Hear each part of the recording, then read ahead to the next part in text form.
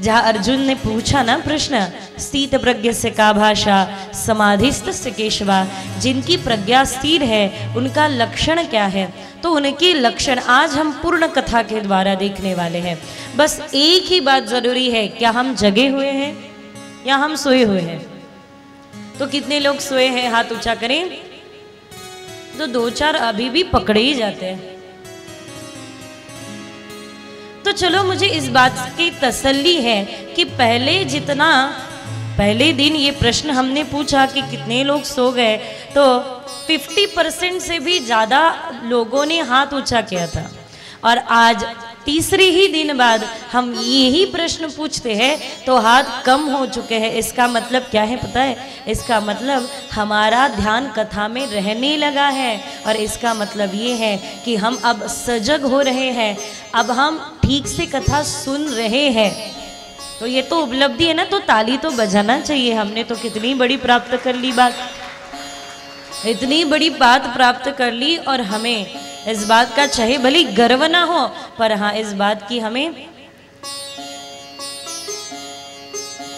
इस बात को हमें महसूस करना जरूरी है कि हम अपने मन को महसूस करें। कोई और आके हमें क्यों आईना दिखाए, कोई और आके हमें क्यों बताए, हम खुद अपने आप को महसूस कर सकते हैं। सही बात है कि नहीं?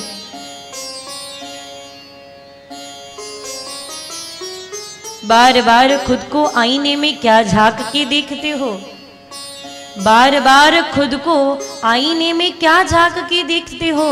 खुद एक आईना बन जाओ कि लोग आप में खुद को झांक कर देखें। आपकी ऐसा जीवन हो, एक ऐसा स्थिर जीवन हो, एक ऐसा प्रसन्न जीवन हो, जिस प्रसन्न जीवन को देखकर किसी के मन में ईर्ष्या नहीं हो, बल्कि ऐसे जीवन को प्राप्त करने की इच्छा हो।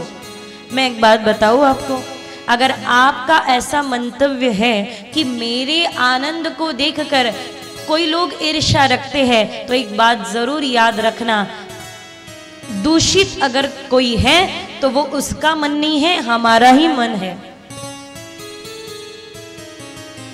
समझ रहे ना? ये थोड़ा विस्तार करके देखना जरूरी है ना, इसको थोड़ा समझना जरूरी है।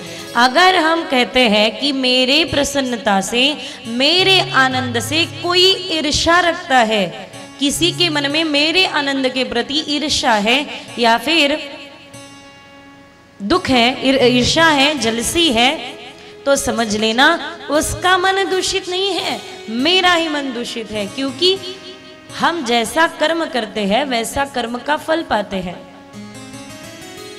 शायद हो सकता है हमने वो कर्म, हमने प्रसन्नता व्यक्त भी इसलिए की हो कि ताकि आगे वाला थोड़ा जले, हम अपने आनंद को व्यक्त करें ताकि उसको ईर्ष्या महसूस हो। और सही बात बताऊं आपको, आपके आनंद के प्रति किसी ने ईर्ष्या रखी ना, तो उसके मुंह पे तो कह देंगे मुझे बिल्कुल अच्छा नहीं लगता कि वो ईर्ष्या रख रहा है, किंतु मन ही मन बड़े प्रसन्न हो रहे होंगे, देखो देखो वो जल रहा है मुझसे, तो मैंने क्या कुछ नहीं प्राप्त कर लिया। नहीं नहीं, देखो हम कितने अपने मन को फंसाए जा रहे हैं। सही बात है कि नहीं? अपने ही मन को फंसाए जा, खुद का मन दूषित है और उस पर हम प्रसन्न हो रहे हैं। नहीं, ये तो बिल्कुल गलत बात है।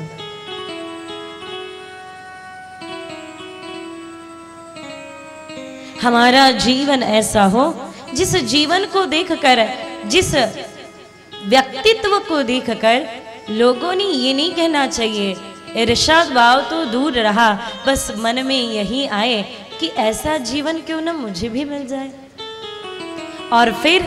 और फिर उस समय हमें सहयोगी बनना है, अपने जीवन के जैसा स्थैर्य उन्हें भी देने के लिए।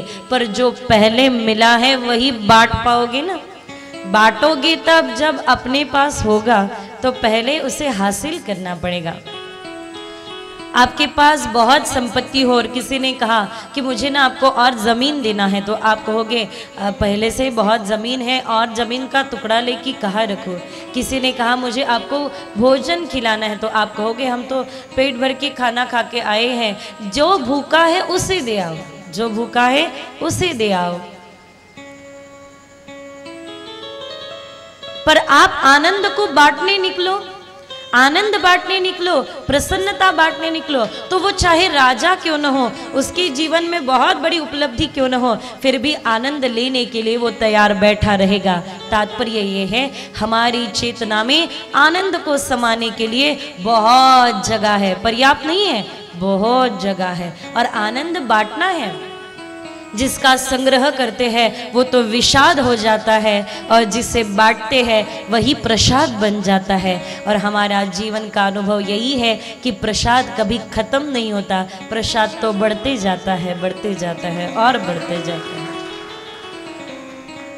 तो जीवन का संग्रह विषाद नहीं हो, वो प्रसाद बने, ऐसी इच्छा हो, ऐसी मनसा हो, तो निश्चित ही आनंद को बांटने वाला बने।